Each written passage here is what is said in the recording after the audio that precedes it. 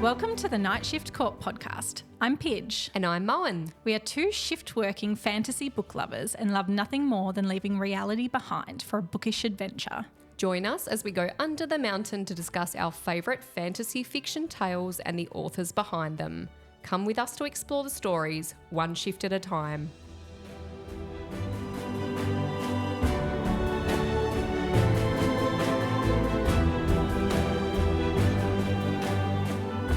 Hi, ladies. Hi, welcome back. Last episode, book 3. Yes, here we go. So this episode is dedicated to the one and only Fire Lily book box. My favourite. Yes, they're fabulous. Shout out to the Aussie book box creatives out there, but specifically dedicating this episode to Fire Lily. And I just wanted to touch on the October book box tropes. Yes, so for the month that is, the tropes that the 3 categories have covered. So in the Ember box, the tropes are single dad, second chance, he falls first, and friends to lovers. Ooh. So that sounds quite nice. For the flame, so the two flame spice level, we've got romantic suspense, healing and trauma, slow burn, and cute bartenders. Oh, Quite like that. yeah. And for Inferno, so the 3 flame spice level is why choose, Yeah, it is. mafia romance, Oh, multiple POV, and enemies to lovers. I love, that's the one I love the sound That of. sounds like a good one. Yeah. You know, you don't know what the subscription is basically. There's various packs that you can get, various spice levels, and Fire Lily is an amazing Australian subscription box for books. So we love you, Fire Lily. So let's get into it. Let's. Episode 42. I don't even know how to. I actually don't have many notes about these last 2 chapters. Okay. The chapter 81 of Rhys's point of view is, to me, exceedingly boring. And I thought the same. Yeah, I I was think- like, the only notes I had was Rhys is on another planet. Asriel gives him a glass of alcohol and he comes back. yeah, it's a whole bunch of sitting around talking and laughing and having fun, which is great. It's kind of what they need. Yeah. I feel like the book should have stopped last chapter. Yeah. And then Frost and Starlight is the palate cleanser as opposed to these 2 chapters.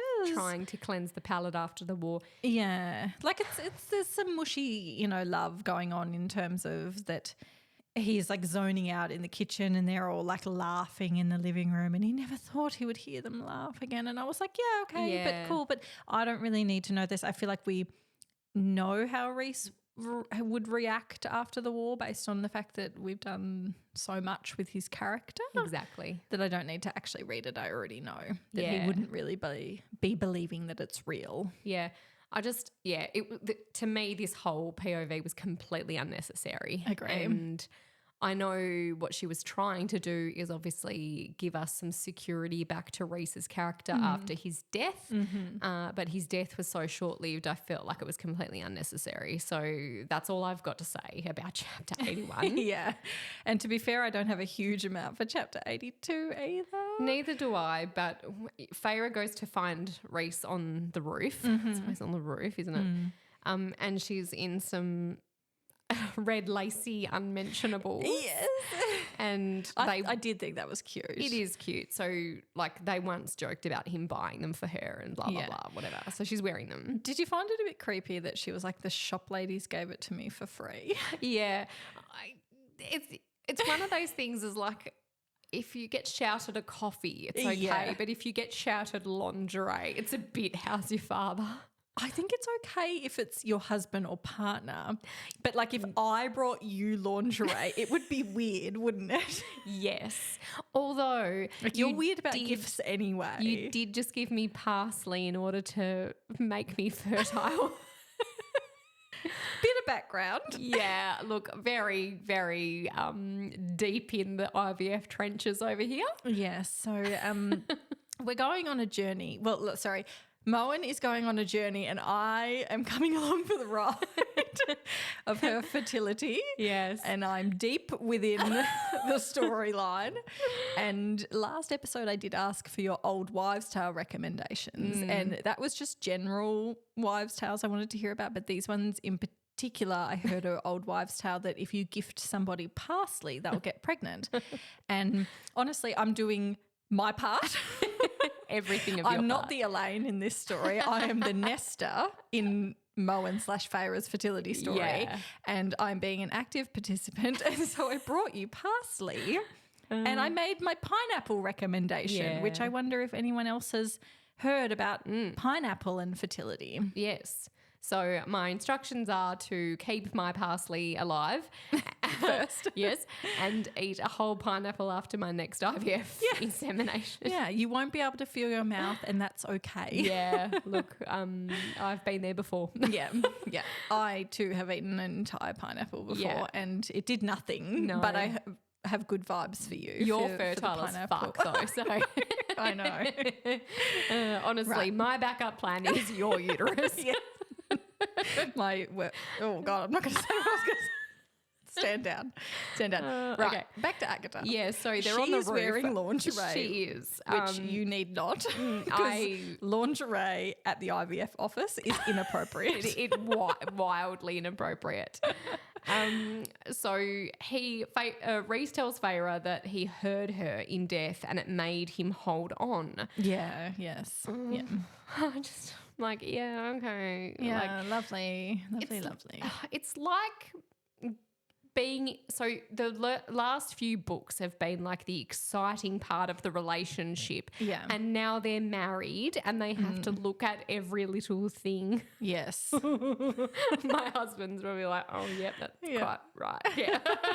You know, when you're just comfortable with someone and there's not a lot of like action / high energy romance anymore. It's just kind of like, you live together and you go through the motions. This is where they're at, but it's not fun to read about. Yeah, okay, yes, yeah. So here they are. They make a bargain that when it is time to go, they go together. Yeah. Now, this is very important. It is. Okay. So, like, this is the stupidest bargain that they can make, and many a people will be angry about this bargain in books to come. He also tells her that Bryaxis has vanished. Yes. So our library floor bestie is, AWOL. And Yeah, there was no mention of it last episode, like at the end of the war once they had the treaty meeting and stuff. Yeah. Like there was no mention of where he fucked off to. He's fucked off. Yeah. Well and truly. He's gone for an explore. He's like, well, I don't have windows out here, motherfucker. Yeah, like this is the window. I am the window. The world is the window. The world is my oyster. I'm seeing yes. and I'm departing. Yeah. So Sneakily. Bryaxis is a fuck knows where. Yeah. And they're going to have to hunt him down at some point and put him back in the library. But why? My point is why? Yeah. Well, Why? to be honest, he's probably a bit bargain bound as well. But like he never hurt anybody. Yeah. He only defended the Night Court against the Ravens. Yeah. So, and then her and Rhys go for a fly over Valaris together and it's the fucking end. Yeah. That's all there is. Just boring. Yeah. Boring. I know you can fly. I know you can summon wings. I know you like to do it as a child. I've already figured out that that's probably what you'll end up doing. Yeah. And they lived happily ever after, not the end. Yeah. Unnecessary 2 chapters. The most unnecessary 2 chapters of this entire thing. Yes. Yeah, I agree. Final thoughts? Look, love this book. Probably loved it more than ACOFAS. Oh. Yeah. The third reread, I was like quite invested in all of the monsters and characters and different worlds that may be cropping up because I think that, again, I've said this before, I'm going to need to pull my finger out and read the rest of the Crescent Cities because I've only read book 1 of Crescent City. Yes. I feel like this is where it starts to, kind of weave into potential other universes / worlds. I quite like the fact that we've heard now from Feyre's dad And that's kind of been put to rest. But I also, like I said, has been put to rest. he has been, may he rest in peace.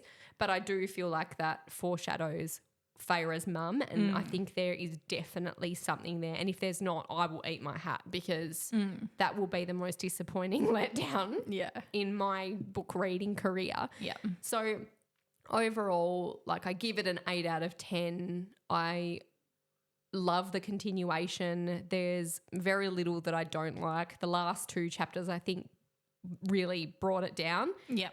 But that's, you know, I just love the world, so I'm not disappointed by it. Okay. I didn't love this book. Did you not? It's like, I like it because I like all of ACOTAR, but out of all the books, it's my least favourite. Sure. Least favourite? Yes. Wow. Least favourite. Okay. Yeah. So I too like the characters and the worlds and the action that happens. And the battle. The battle. But I think that the other books, like there's a big moment in each of them. So like ACOTAR is the Under the Mountain and winning that.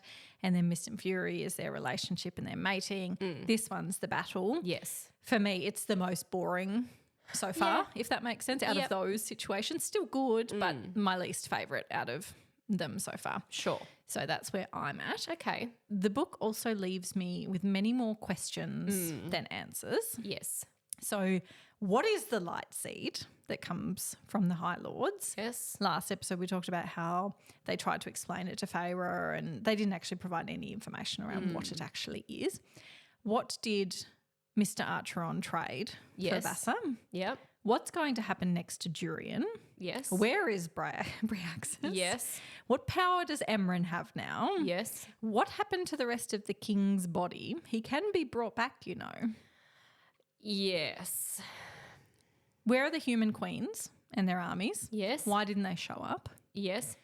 And who's going to live in the Weaver's house now? Me, that's who. Thank you for a beautiful shift. That's it for this episode of the Night Shift Court podcast. Join us next week for the commencement of ACOTAR's Book 4, A Court of Frost and Starlight. Whichever platform you're listening on, we would so appreciate it if you could leave us a 5-star review. It helps our podcast grow. You can follow us at Instagram, Facebook and TikTok at The Night Shift Court.